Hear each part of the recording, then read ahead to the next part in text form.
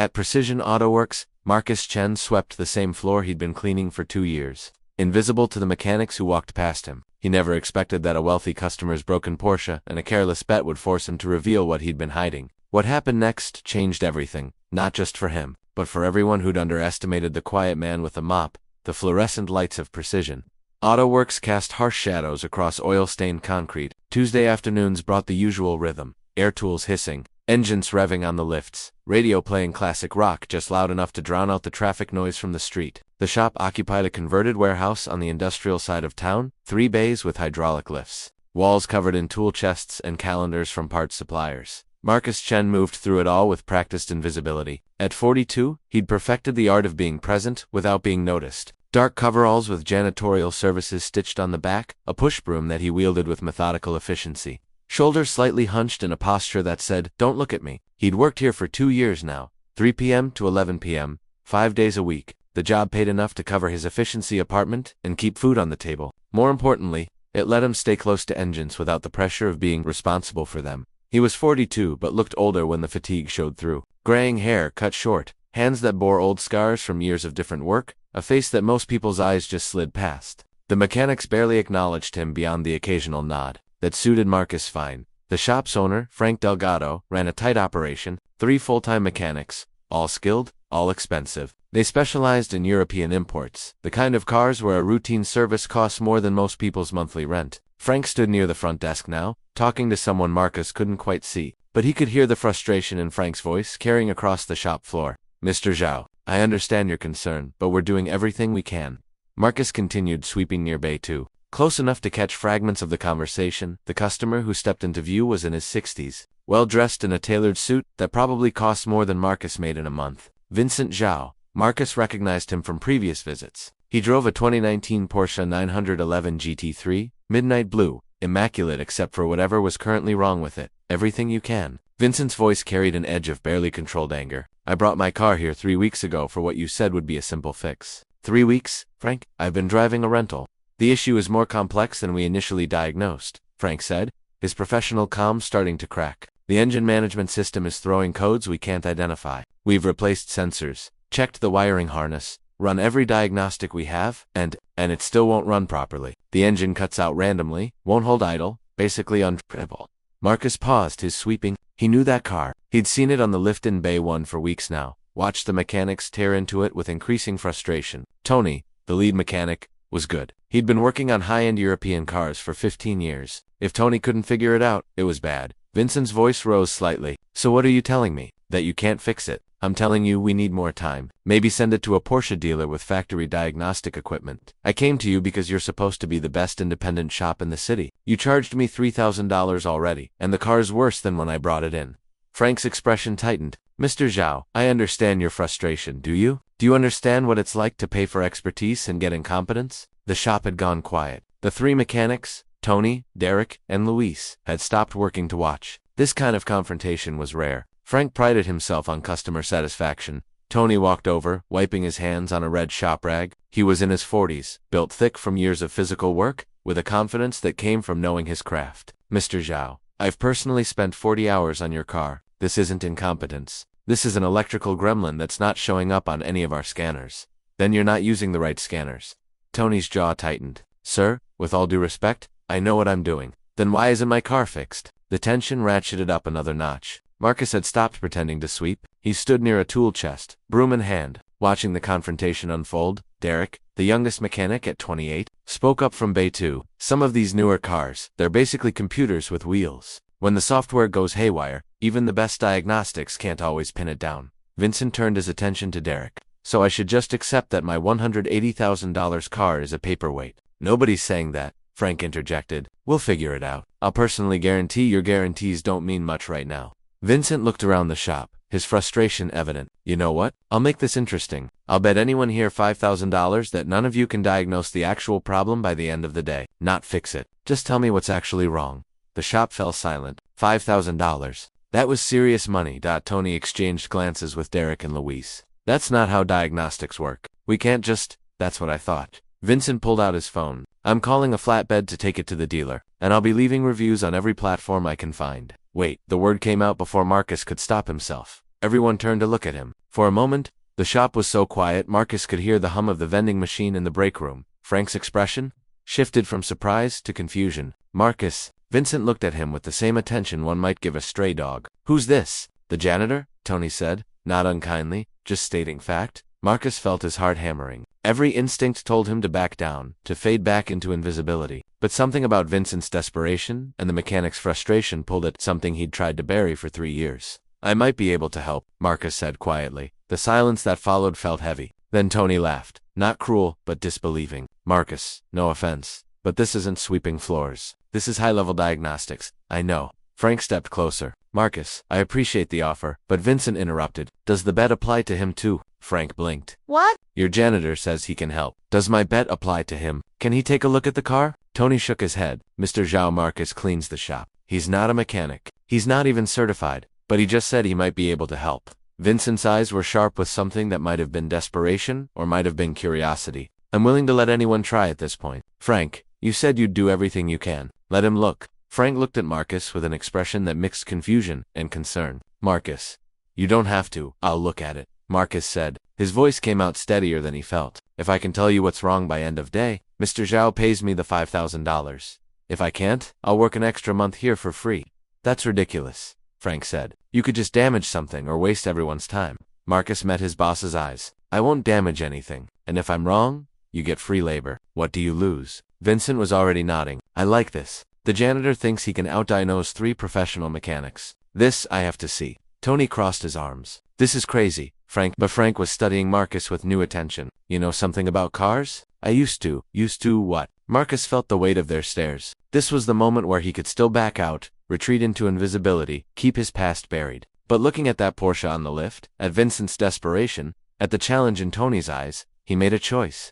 I used to be an automotive engineer, Marcus said quietly. I worked for a performance shop in Germany, specialized in Porsche engines. The revelation hung in the air like smoke. Derek spoke first. Wait, you're an engineer? And you've been cleaning our shop for 2 years. That's a conversation for later, Frank said, his tone making it clear there would definitely be a conversation later. He looked at Vincent. Mr. Zhao, this is highly irregular. Let him try. Vincent gestured toward the Porsche. Clock's ticking. You have until 11 p.m. That's 8 hours. Marcus set down his broom. Walking toward Bay 1 felt like crossing a threshold he couldn't uncross. The Porsche sat on the lift, hood open, wiring harnesses partially disconnected where Tony and the others had been working. It was a beautiful machine, even partially disassembled. The flat 6 engine that made these cars legendary sat there like a sleeping beast.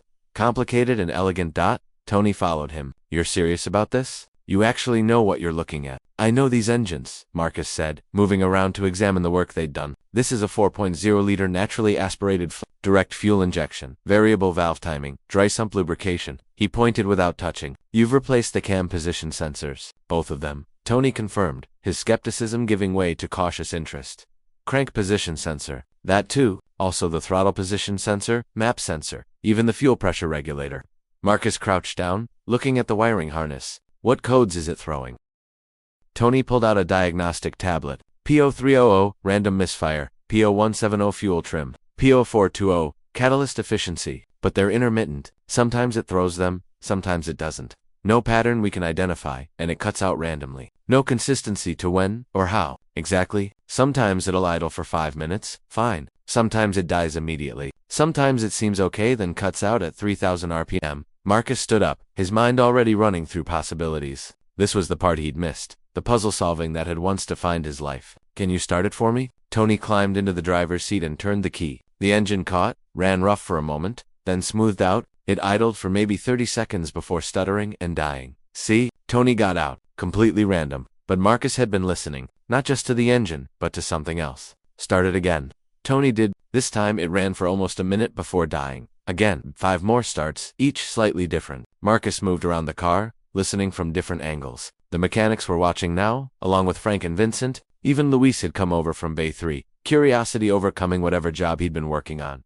You hear something? Derek asked. Maybe? Marcus looked at Tony. When you replaced all those sensors, did you verify the ground connections? Of course. First thing you check with electrical issues. All of them. Every single ground point in the engine bay? Tony hesitated. We checked the main ones. Engine block 2 chassis, battery negative, the obvious ones.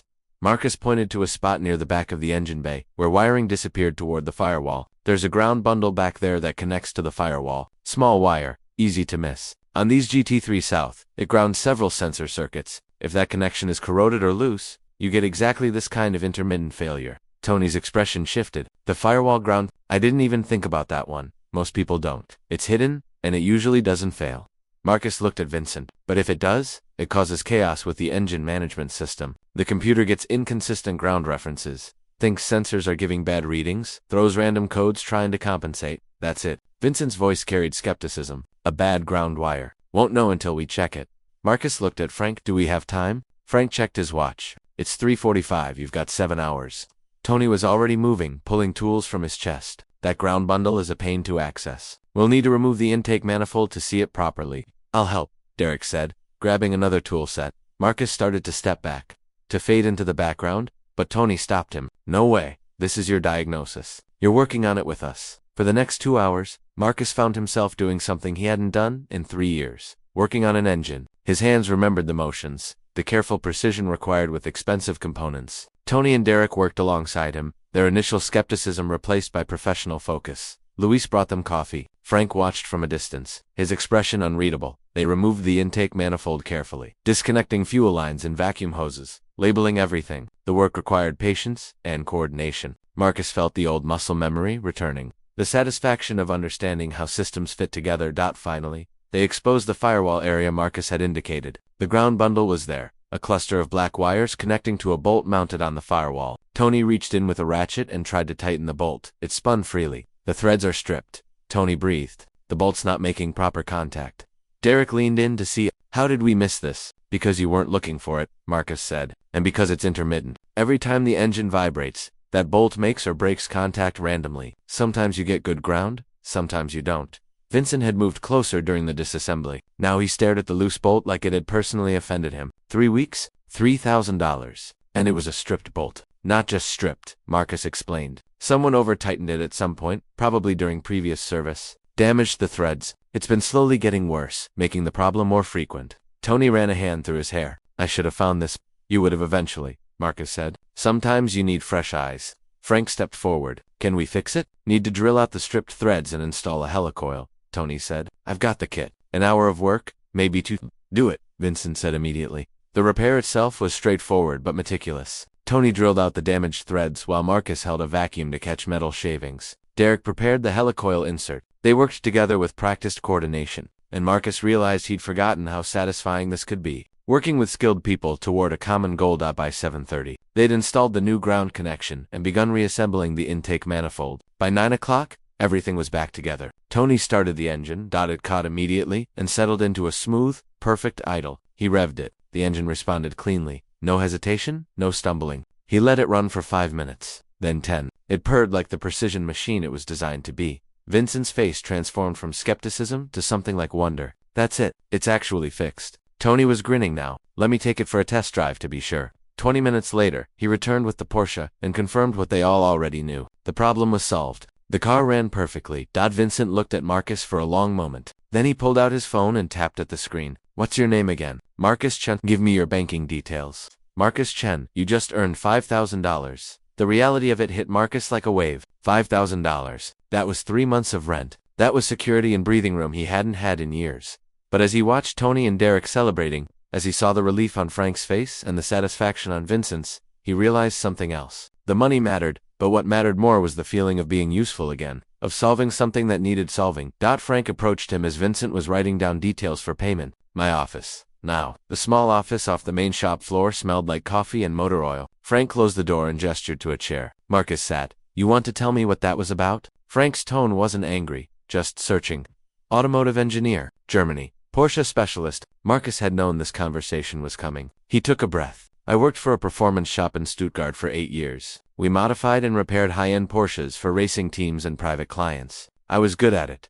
So why are you here cleaning my shop? The question hung between them. Marcus looked at his hands, at the old scars he'd accumulated over years of different work. 3 years ago, I was working on a customer's car, 911 turbo, similar to the one out there. Customer wanted more power, so we modified the engine management system. I designed the tuning profile. Frank waited. The car made it 200 miles before the engine failed catastrophically. threw a rod through the block at highway speed. The customer lost control. He lived, but barely. Spent 6 months in the hospital. What happened? Investigation showed I'd made an error in the fuel mapping to lean under certain conditions. My mistake caused the failure. Marcus met Frank's eyes. I was fired, obviously. Lost my engineering license. Spent 2 years bouncing between jobs before ending up here. And you've been cleaning floors for 2 years because I couldn't trust myself anymore, Marcus said simply. Because every time I looked at an engine, I saw that customer in the hospital bed. So I found work where I couldn't hurt anyone. Frank leaned back in his chair. But tonight you trusted yourself. Tonight I didn't have time to second guess. The office was quiet, except for the muffled sounds of the shop outside. Finally, Frank spoke. That diagnosis out there? That was brilliant work. Tony's been here 5 years, and he couldn't find it. Derek and Luis have 20 years combined experience. But you spotted it in minutes. I got lucky. That wasn't luck. That was knowledge and experience. Frank leaned forward. Marcus, I can't have an unlicensed engineer working in my shop. The liability alone would shut me down. Marcus nodded, expecting dismissal. He'd already started thinking about where he'd look for work next. But, Frank continued, what if you got your license back? Retook whatever certifications you need. It became legitimate again. Marcus looked up sharply. What are you saying? I'm saying I need someone like you. Tony's good, but he's stretched thin. We turn away work because we don't have the capacity. If you could be a real mechanic here, a diagnostics specialist. Frank gestured toward the door. That man out there is going to tell everyone he knows about what happened tonight. About the janitor who fixed what 3 mechanics couldn't. Do you know what that kind of story does for business? I made a mistake before. A serious one. And you learned from it. That's what experience is. Frank pulled out a business card and wrote something on the back. This is my accountant. She knows people at the licensing board. Start the process. When you're legal, you have a job here. As a mechanic. Marcus took the card with shaking hands. Frank, I don't know what to say. Say you'll do it. Say you'll stop hiding. Through the office window, Marcus could see Tony explaining something to Vincent, both of them laughing now. Derek was already putting tools away. Luis gave Marcus a thumbs up through the glass. I'll do it, Marcus said. When he emerged from the office, Vincent was waiting by the Porsche. Mr. Chen, I transferred the money. Check your account. Marcus pulled out his phone. The notification showed $5,000 deposited. It felt surreal. Thank you, Marcus managed. Vincent studied him with new appreciation. Frank told me a bit of your story. About Germany. About what happened. Marcus tensed. I made a serious mistake. You made one mistake after thousands of successful repairs, I imagine. Vincent ran his hand along the Porsche's hood. I make decisions every day in my business. Some of them turn out wrong. But I don't stop making decisions because I'm afraid of being wrong again. That's different, is it? Vincent pulled out his own business card. I run an investment firm. We're always looking for people who understand complex systems, who can diagnose problems others miss. If you ever get tired of automotive work, call me. Marcus took the card, too stunned to fully process the offer. After Vincent left, the shop returned to its normal rhythm. But something had shifted. Tony clapped Marcus on the shoulder. That was impressive work. When you get certified, I'll be happy to have you on the team. Derek and Luis echoed the sentiment. Even the way they looked at Marcus had changed. He wasn't invisible anymore. At 11 p.m., Marcus changed out of his coveralls for the last time. Tomorrow, he'd come back. Not as a janitor, but as someone working toward becoming a mechanic again. The path wouldn't be easy. Certifications? Studying? Proving himself. But for the first time in 3 years, he felt like he was moving forward instead of hiding. Walking to his car, Marcus looked back at Precision Auto Works. The lights were still on in the bays. Frank probably doing paperwork in his office. In a few months, if everything went right, Marcus would be back there doing the work he'd once loved.